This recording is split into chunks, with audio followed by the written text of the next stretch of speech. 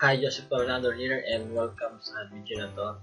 And dito ituturo ko sa iyo ngayon kung paano i-redeem yung code dun sa Spotify. So, pag may nakuha kang code, so, ito yung gagawin mo. First of all, ang gawin mo is pumunta ka sa spotify.com/ph/family/video.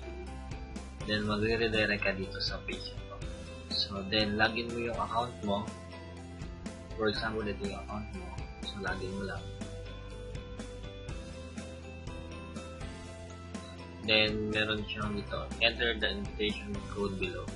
So, yung nakuha mong code, ilagay mo lang dyan. So, for example, ito yung code. Then, solve CAPTCHA.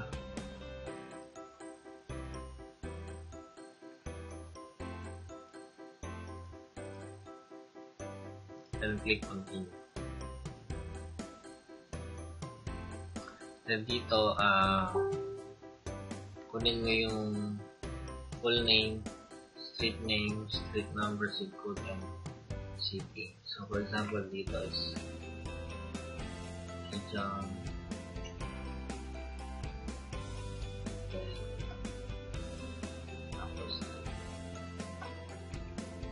So, make sure itong in-details na ito ay galing din dun sa inibigay nung invitation code.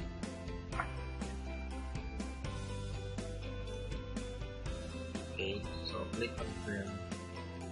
Then go.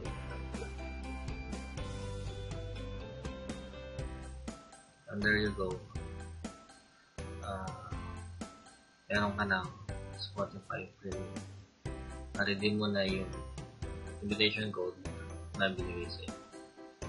So, if you think this video is helpful, please subscribe to my channel and share this video. So, thank you and see you on our future videos. Bye-bye.